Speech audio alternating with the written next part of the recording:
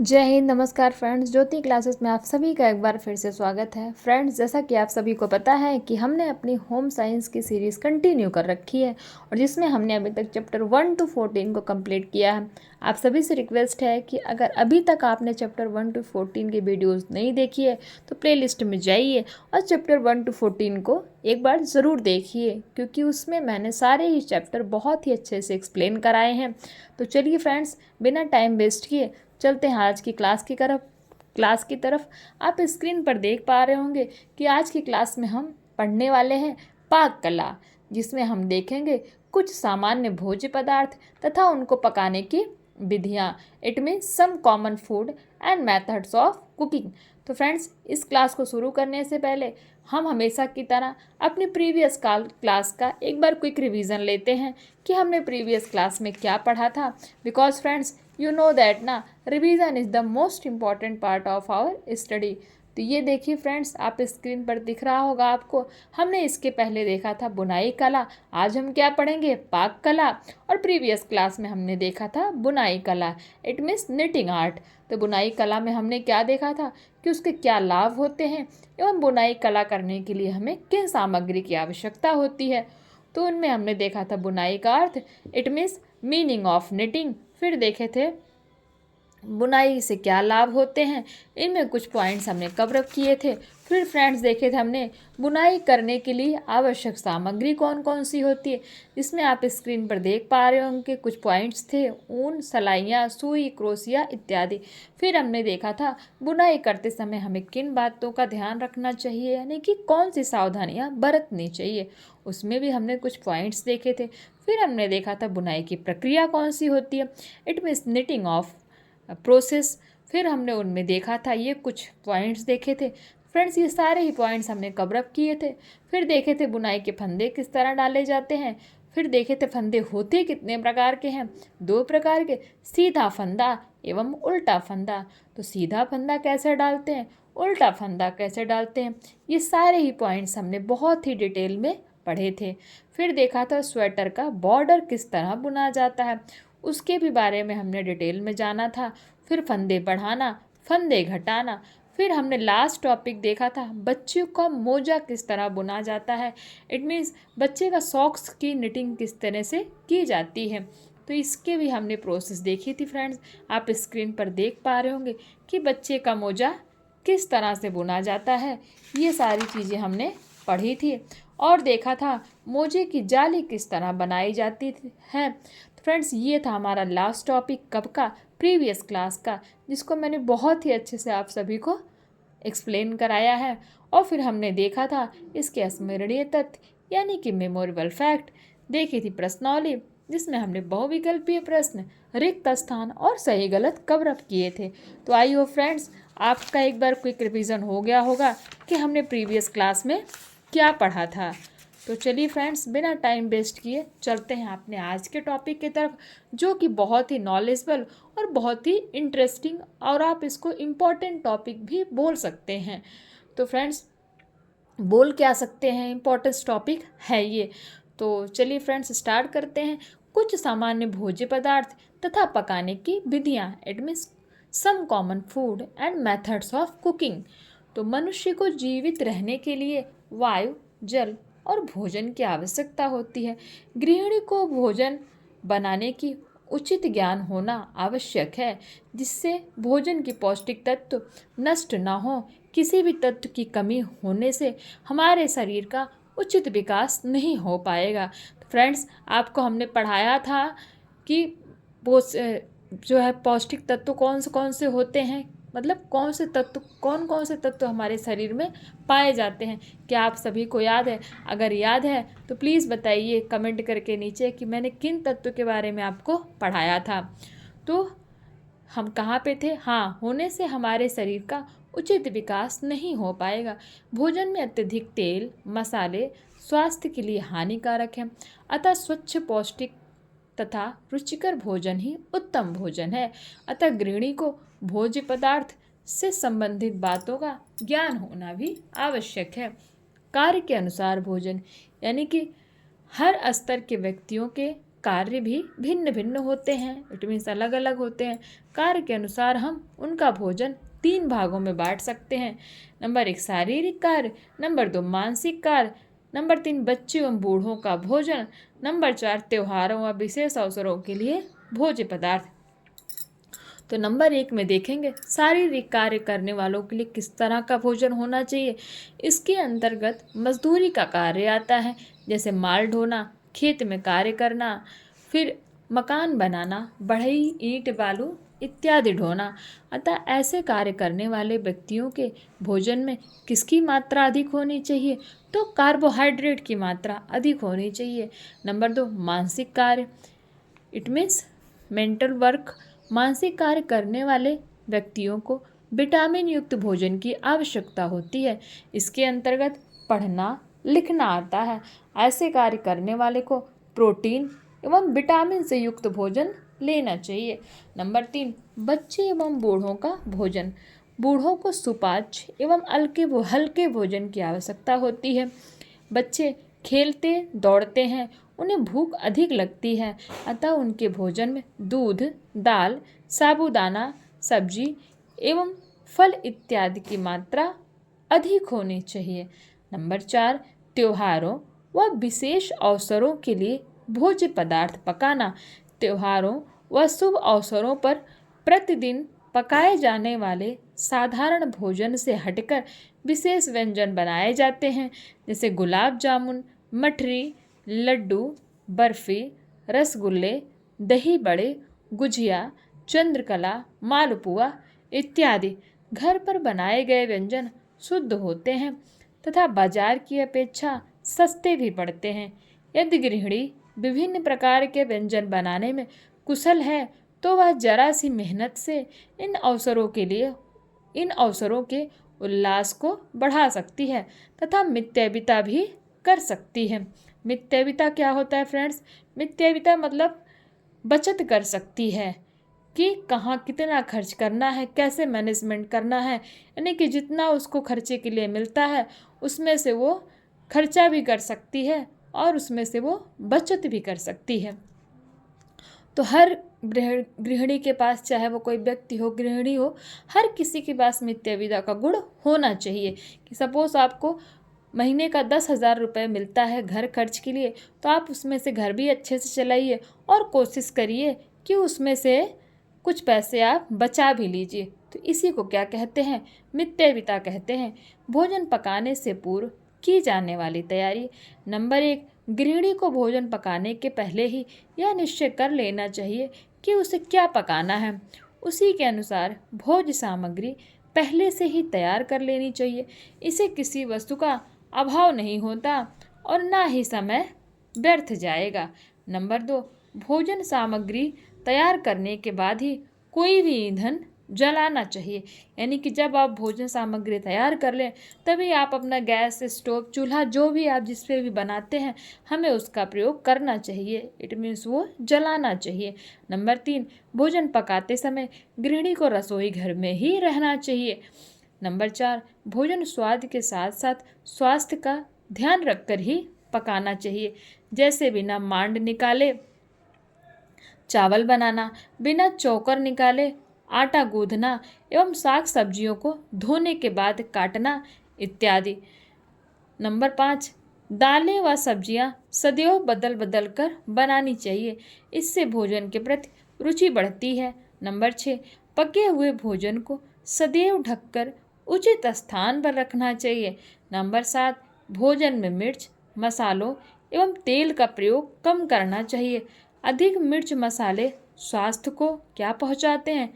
हानि पहुंचाते हैं। फ्रेंड्स, ये थे कि भोजन पकाने से पूर्व की जाने वाली तैयारियां और भोजन किस तरह पकाना चाहिए।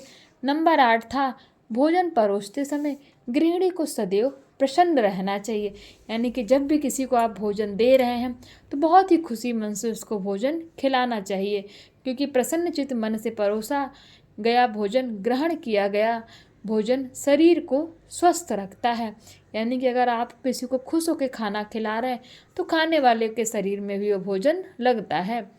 कुछ भोज्य पदार्थ अब वो कौन कौन से हैं देख लेते हैं। नंबर 1 दाल। हमारे यहाँ विभिन्न प्रकार की दालें पाई जाती हैं, जैसे अरहर, मूंग, चना, मटर, उड़द, मसूर आदि।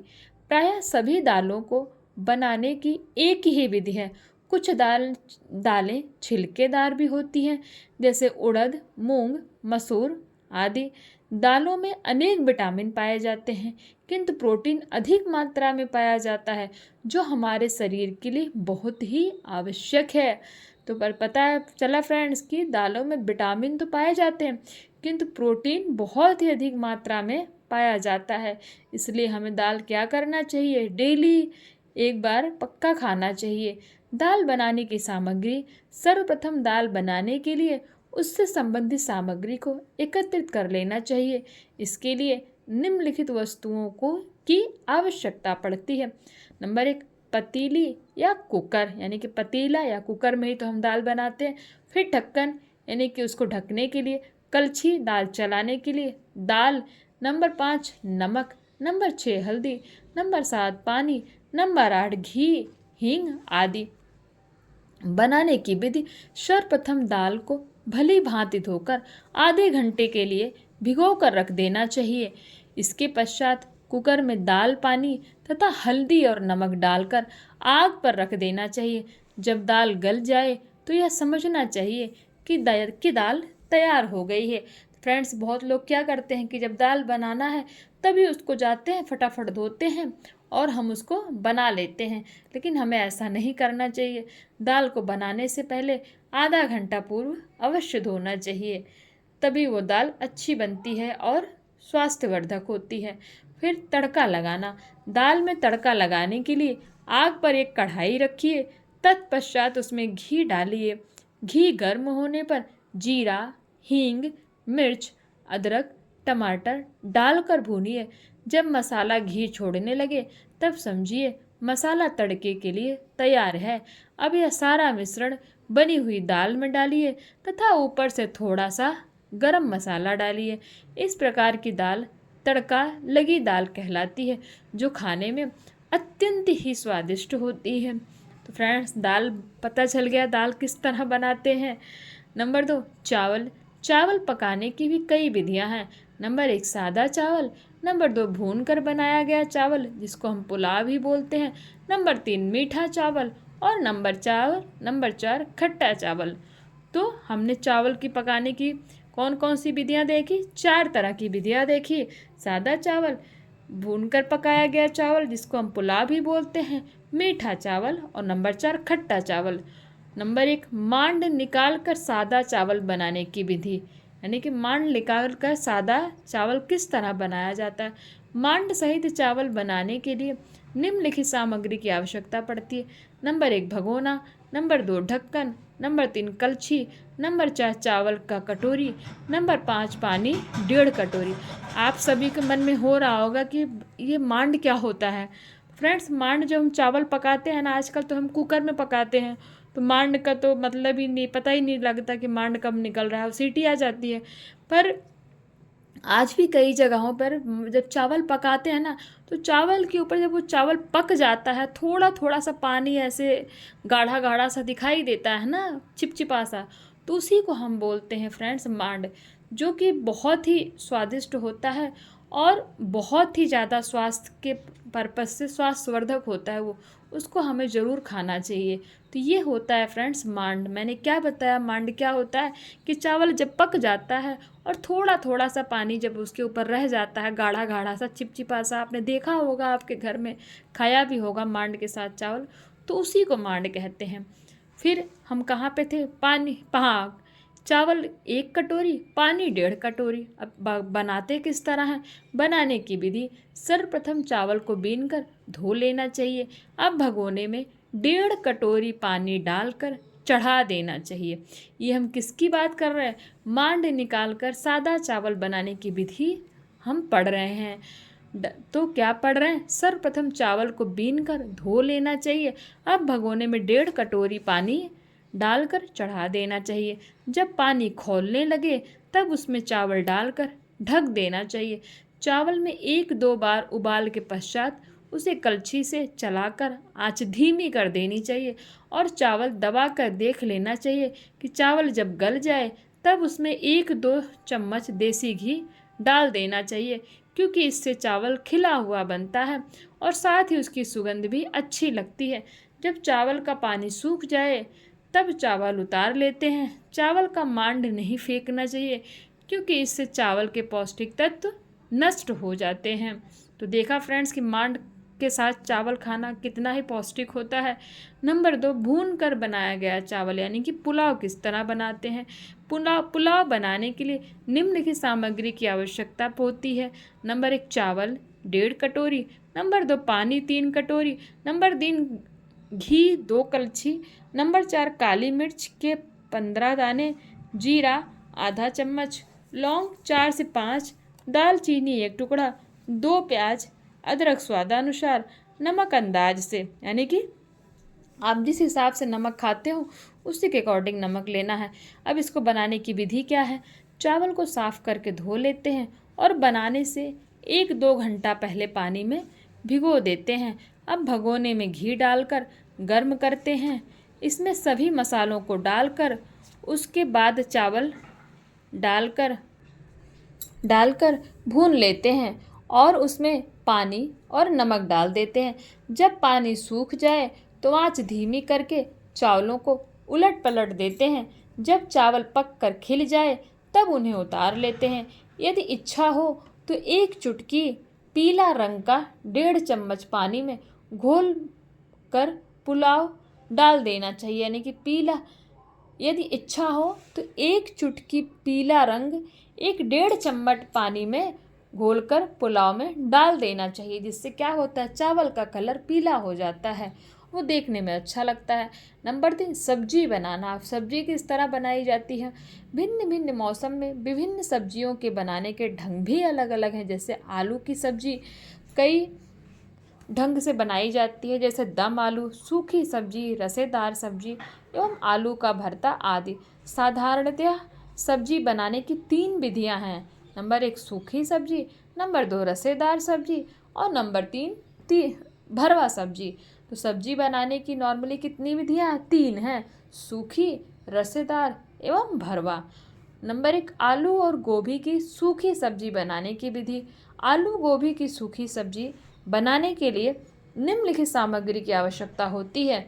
100 ग्राम आलू, 250 ग्राम गोभी, 1 चम्मच पिसा नमक, 1/2 चम्मच पिसी हुई मिर्च, 1/4 चम्मच जीरा, 1 चम्मच धनिया, 1/2 चम्मच पिसी हुई हल्दी, 2 से 3 टमाटर, 1/4 चम्मच काली मिर्च और 1 कलछी तेल। सर्वप्रथम आलू को छीलकर उन्हें इच्छानुसार टुकड़ों में काट लें, यानी कि मोटा टुकड़ा खाते हैं तो मोटा, पतला, छोटा, बड़ा जैसा भी आप चाहें अपनी इच्छा के अनुसार काट लें। किंतु गोभी के टुकड़े ज़्यादा छोटे नहीं होने चाहिए। इन्हें काटने के बाद अच्छी तरह धो लेंगे। कढ़ाई में 1 कलछी तेल डालकर गर्म करेंगे। जब तेल अच्छी तरह गर्म हो जाए तब उसमें जीरा या मेथी का छौंक देकर आलू और गोभी डाल देंगे। फिर उसमें हल्दी और नमक डालकर उसे चलाएंगे। फिर एक ढक्कन से ढक देंगे तथा आंच धीमी कर देंगे। थोड़ी थोड़ी देर बाद सब्जी चलाते रहेंगे। जब सब्जी पकने वाली हो तब उसमें सभी मसाले एवं टमाटर काटकर डाल देंगे।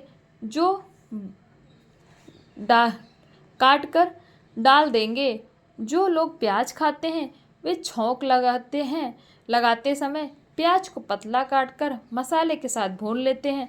जब अच्छी तरह भुन जाए प्याज एवं हल्के गुलाबी रंग की हो जाए तब उसे उतार लेंगे।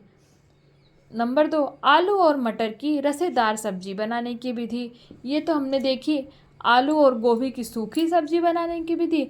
अब देखते हैं आलू मटर की रसेदार सब्जी किस तरह बनाई जाती है। इस सब्जी को बनाने के लिए निम्नलिखित सामग्री की आवश्यकता पड़ती है। नंबर 1, आलू 250 ग्राम, मटर 400 ग्राम, टमाटर 100 ग्राम, पिसा जीरा 1 चम्मच, काली मिर्च 1/2 चम्मच, धनिया 1 चम्मच, लाल मिर्च 2 चम्मच, हल्दी पिसी 1 चम्मच, प्याज, लहसुन और थोड़ा अदरक, नमक हरे धनिये की पत्ती, तेज पत्ता, लौंग और तेल। सर्वप्रथम आलू छीलकर उसके टुकड़े कर लो और मटर की फली से दाने भी अलग कर लो। टमाटर धोकर उसे भी काट लो या पीस लो। प्याज को पीस लें और कद्दूकस में कस लें।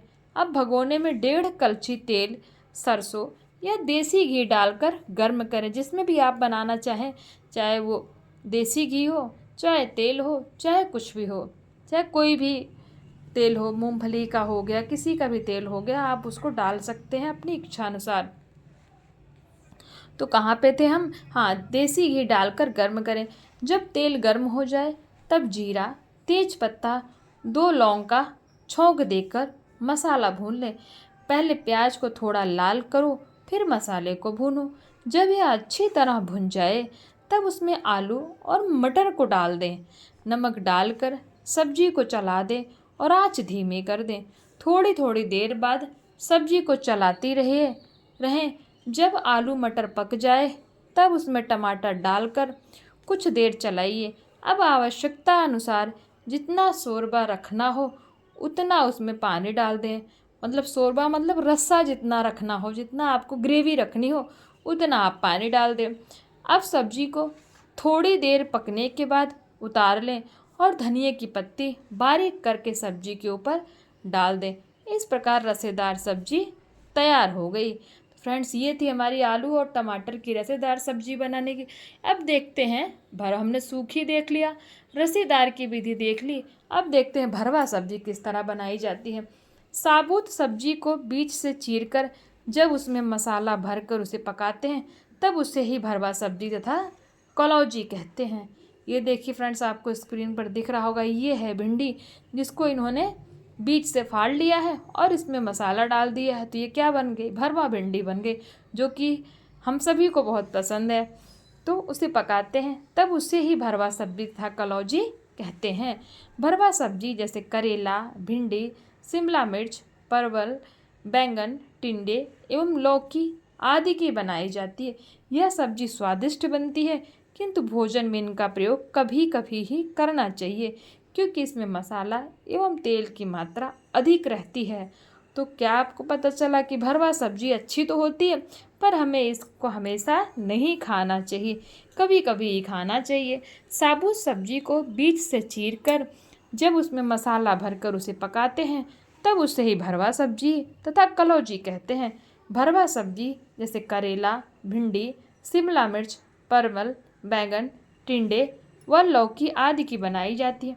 यह सब्जी स्वादिष्ट तो बनती है, किंतु भोजन में इसका प्रयोग कभी कभी ही करना चाहिए क्योंकि इसमें मसाला एवं तेल की मात्रा अधिक रहती है। तो इसको मैंने फ्रेंड्स 2 बार रिपीट कर दिया, तो क्योंकि आपके माइंड में ये अच्छे से फीड हो जाए, इसलिए मैंने इस सेंटेंस को 2 बार रिपीट कर दिया। भरवा सब्जी बनाने की सामग्री, यानी कि भरवा सब्जी बनाने के लिए हमें किन किन सामग्री की आवश्यकता पड़ती है। नंबर 1, सब्जी अपनी इच्छा अनुसार 200 ग्राम। नंबर 2, पिसा मिर्च 1 चम्मच। नंबर 3, पिसी हल्दी 1 चम्मच। नंबर 4, पिसी सौंफ 1 चम्मच। नंबर 5, गरम मसाला 1 चम्मच।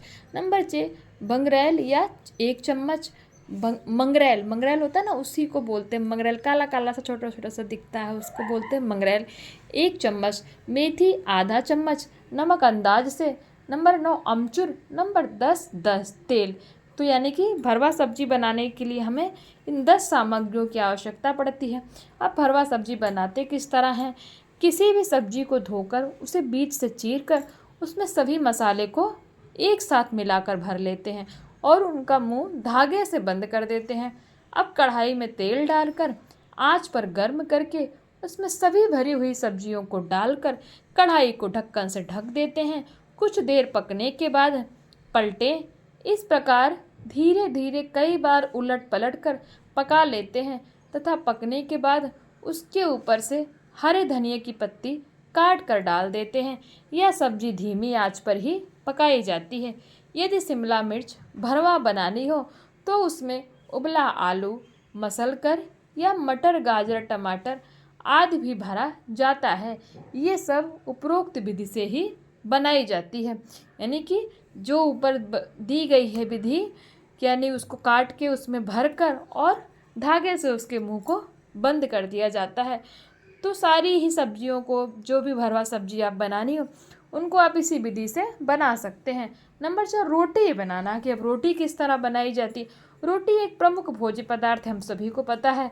भारतवर्ष में भोजन में प्रायः सभी जगह इसका प्रयोग किया जाता है। रोटी गेहूँ, चना, जौ, मक्का, बाजरे के आटे की बनाई जाती है, किंतु अधिकांशतः रोटी बनाने के लिए मुख्य रूप से गेहूं के आटे का ही प्रयोग किया जाता है। तो आपको ये रोटी दिख रही है फ्रेंड्स स्क्रीन पर, तवे पे पड़ी है। रोटी बनाने की विधि, सर्वप्रथम रोटी बनाने के लिए आटा गूंथते हैं। आटा अंदाज से ही किसी बर्तन, थाली, परात में लेकर थोड़ा थोड़ा पानी डालकर तब तक गूंथते हैं जब तक कि आटा हाथ एवं बर्तन से चिपकना न छोड़ दे। गेहूं के आटे की रोटी चकले पर बेलन से बेलकर बनाते हैं। आटा गूंथने के पश्चात आटे की छोटी छोटी लोई बनाकर उन लोइयों में सूखा आटा लगाकर चकले पर बेलने की सहायता से बेलकर गर्म तवे पर डाल देते हैं। जब यह एक तरफ से सिक जाती है तब उसे दूसरी तरफ से सेकते हैं।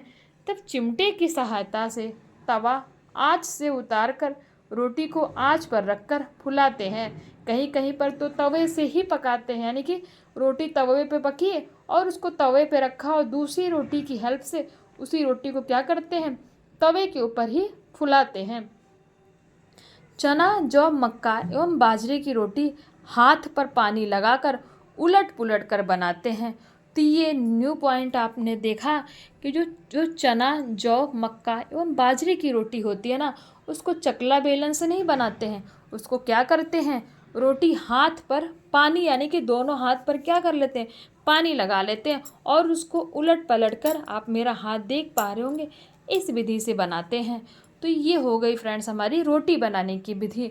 तो ये था फ्रेंड्स हमारा आज का चैप्टर, जो कि बहुत ही इंटरेस्टिंग था और थोड़ा बड़ा था, जिससे वीडियो भी काफ़ी बड़ी हो गई।